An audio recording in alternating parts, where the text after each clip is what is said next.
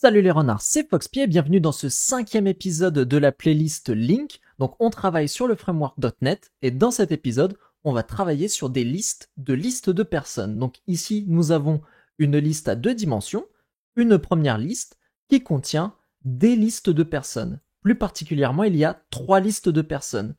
Une liste où il y a 3 personnes, une liste où il y a 4 personnes et une liste où il y a 5 personnes. Ces listes sont ensuite regroupées dans une autre liste, celle-ci. Donc, si vous ne visualisez pas bien, on a une liste personnes, et cette liste est une liste de personnes. On a 3 listes de personnes, et chacune d'entre elles contient un certain nombre de personnes, ici 3 personnes, 4 personnes et 5 personnes. Pour rappel, l'objet personne ici, il a plusieurs attributs, mais les attributs qui vont nous intéresser, c'est l'attribut nom et l'attribut prénom. Pour ça, on a un constructeur ici qui ne récupère que 2 attributs, enfin 2 variables, le nom et le prénom. Donc c'est comme ça qu'on a instancié nos personnes ici. La première requête que l'on veut faire dans cet épisode, c'est récupérer tous les noms dont la longueur est supérieure à 5. Donc là, si vous avez déjà fait ce genre de requête dans les épisodes précédents, ça va être un petit peu différent puisqu'avant nous travaillions sur une liste de personnes et là nous travaillons sur une liste de personnes. Je vous invite tout de même à y réfléchir avant de regarder la solution, et nous on va la coder dès maintenant.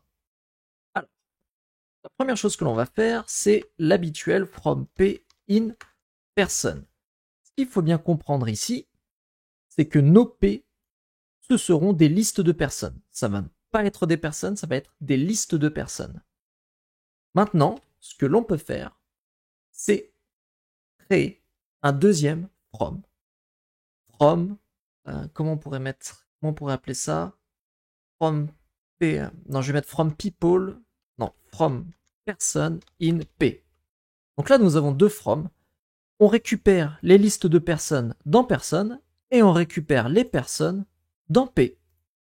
Maintenant, on peut créer notre clause where person.nom.length est supérieur à 5. Et enfin, notre select. Alors, hop. Le select ici, je veux récupérer les personnes, donc je fais une sélection des personnes. Là, nous avons récupéré toutes les personnes dont la longueur du nom est supérieure à 5. Pour ça, on a récupéré les listes de personnes dans P. Donc, personne, c'est une liste de personnes, et P, ce sont les listes de personnes. Et ensuite, dans ces listes de personnes, nous avons récupéré les personnes. Nous avons appliqué ensuite la clause where qui permet de récupérer seulement les personnes qui ont un nom supérieur à 5. Et ensuite, on a fait notre select. Donc, tout ça, je vais le remonter. Ça, c'est l'ancien console writeLine de l'épisode précédent. Nous n'en avons pas besoin. Donc, on va récupérer l'item. Et là, nos personnes, elles ont un nom et un prénom. Donc, on va récupérer ça. Item.prénom. Allez, on lance la requête. On va regarder si ça s'est bien passé. Normalement, il ne devrait pas y avoir de souci. Je vais la mettre sur le côté. On puisse voir un petit peu nos personnes sur la gauche.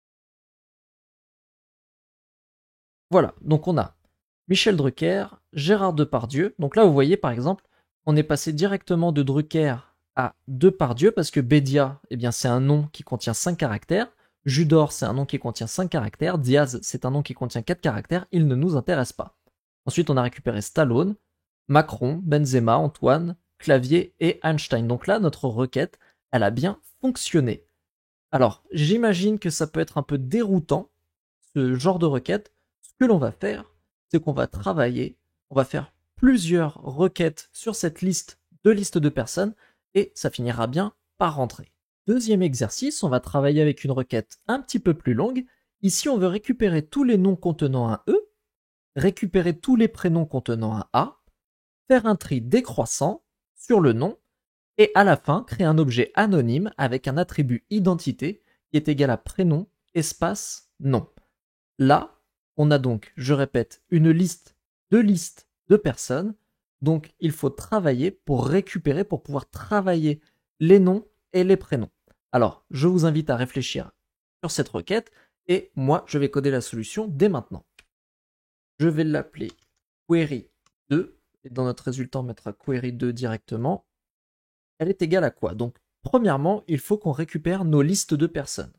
Je vais faire comme précédemment, sauf que cette fois-ci, je vais faire from LP. LP pour liste de personnes, in personne. Ok. Maintenant, je veux récupérer mes personnes. Je vais faire from P in LP. Je rappelle, personne. Alors attendez, je vais juste noter LP ici. Voilà. Donc je rappelle, personne est une liste de personnes. LP est une liste de personnes. Et P, ce sont les personnes. Maintenant que j'ai mes personnes, je peux appliquer les clauses where. Ici, where p.nom.contains. Et là, je veux que le nom est un E. Where p.prénom.contains. Et là, je veux que le prénom contienne un A. Et enfin, trier par ordre croissant, donc order by p.nom décroissant, pardon, donc descending. Et là, on doit créer un objet anonyme, donc je vais faire select new, accolade, point virgule à la fin. Alors, on veut un attribut identité, donc je vais noter identité est égal à p.prénom plus hop, une chaîne de caractères qui contient qu'un espace, p.nom. Et là, notre requête, elle est terminée, on a respecté toutes les consignes, on va pouvoir la lancer une fois qu'on aura ici écrit item.identité, puisque notre item n'a plus d'attribut nom et prénom. Il a juste un attribut identité, celui-ci. Lançons la requête avec un CTRL F5. Et là, on a récupéré donc Gérard Depardieu. Donc dans Depardieu, effectivement, il y a un E, et dans Gérard, il y a un A. Christian Clavier, donc effectivement, dans Clavier, il y a un E, et dans Christian, il y a un A. Karim Benzema et Ramzi Bedia. Voilà, donc là, la requête, c'est bon pour nous. Alors juste, petite chose, c'est que là, on a fait un contains avec un E minuscule, c'est-à-dire que si on a un nom qui contient un E majuscule, comme Einstein, eh bien vous voyez qu'il ne l'a pas récupéré, donc on va juste modifier ça, p.nom.toLower.contains, et là, p.prénom.toLower.contains. Ça va mettre tout le nom en minuscule, tout le prénom en minuscule, et comme ça on pourra directement rechercher les lettres. Alors je vais relancer ma requête. J'espère que vous avez vu cette erreur avant moi, lorsque j'ai écrit la requête, ou que vous-même, quand vous avez fait l'exercice, vous n'avez pas fait cette erreur. Et là, nous sommes bons, on voit Albert Einstein est à présent ici. Ok, super cool. On va pouvoir faire une troisième requête pour s'exercer. Troisième exercice dont voici l'énoncé. On veut récupérer toutes les listes qui contiennent plus de 4 personnes. Alors en effet, regardez, je vous l'ai déjà explicité tout là-haut, mais nous avons 3 listes dans notre liste de personnes. Il y en a une où il y a 3 personnes, il y en a une où il y a 4 personnes, et il y en a une où il y a 5 personnes. Nous, ce que l'on veut, c'est récupérer toutes les listes qui contiennent plus de 4 personnes. Si elle en contient pile 4, on ne veut pas la récupérer. On veut récupérer les personnes dont le nom commence par A, ou par B, ou par C. On veut trier les personnes par prénom, donc faire un tri croissant.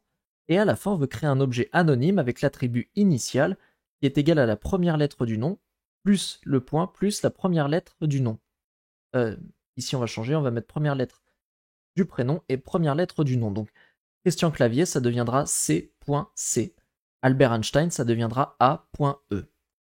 Maintenant que l'énoncé est énoncé, vous pouvez vous atteler et travailler sur cet exercice. Moi, je vais le corriger. Premièrement, on veut récupérer notre liste de personnes, donc je fais from LP in person, jusque là ça va. Maintenant, on veut récupérer toutes les listes qui contiennent plus de 4 personnes. Donc je vais mettre une clause where ici, where LP. Alors le nombre d'éléments pour une liste, c'est .count est supérieur à 4.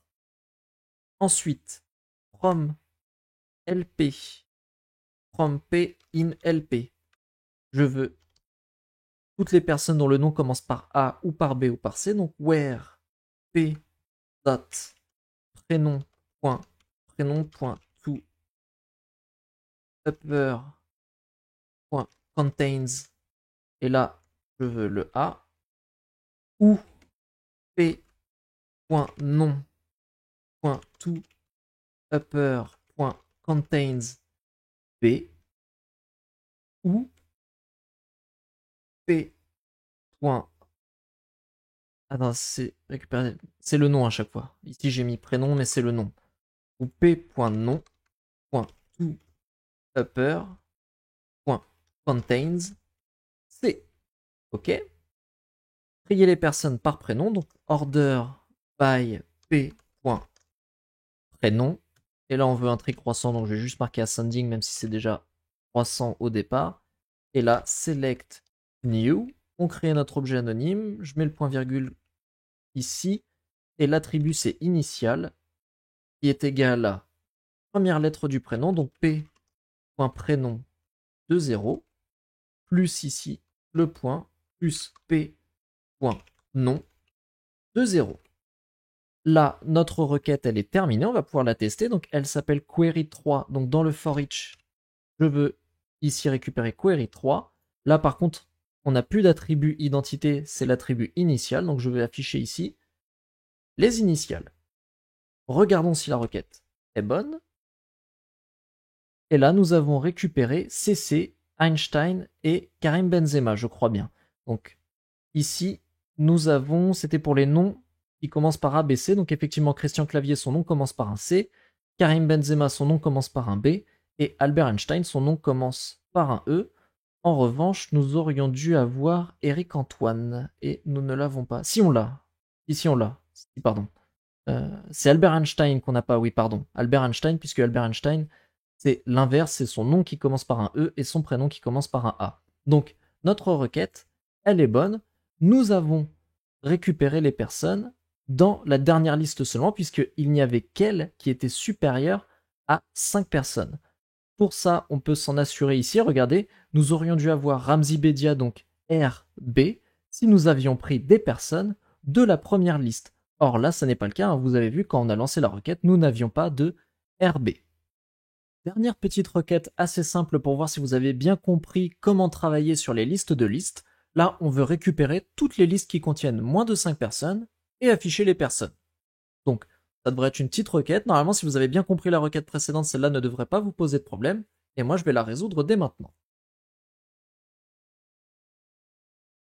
Comme avant, from LP une personne. Ensuite, je peux récupérer mes personnes dans LP. Je peux mettre ma clause where après avoir récupéré mes personnes ici et travailler avec LP. Donc, je peux faire where LP.count inférieur à 5. Count, c'est un attribut qui donne le nombre d'éléments qu'il y a dans une liste. Et là, je peux faire mon select de P. Voilà, tout simplement. Et maintenant, il ne me reste plus qu'à afficher comme je l'ai demandé dans l'énoncé. Donc, item.nom plus espace plus item.prénom. Et là, on peut lancer la requête. Je vais remonter pour qu'on voit les listes. Hop. Alors, Michel Drucker, Ramzi Bedia, Judor Eric, Diaz Cameron, Depardieu Gérard, Stallone Sylvester et Macron Emmanuel. Donc, c'est parfait, ça fonctionne. Nous avons bien récupéré les personnes qui étaient dans une liste contenant moins de 5 personnes. Si jamais vous n'êtes pas sûr d'avoir bien compris, je vous invite à inventer d'autres requêtes et à les essayer. Si jamais vous n'avez vraiment pas compris, eh bien je vous invite à décortiquer les requêtes que l'on vient de faire dans cet épisode et à les retravailler pour vraiment saisir cette histoire de liste de personnes. Mais vous allez voir, normalement, avec du travail, ça ne devrait pas poser trop de problèmes trop longtemps. Et puis nous, on se retrouve très bientôt pour un autre épisode sur le framework.net et Link. Je vous remercie d'avoir regardé cet épisode. Vous pouvez me laisser un like, un commentaire, éventuellement vous abonner à la chaîne. On se retrouve à très bientôt.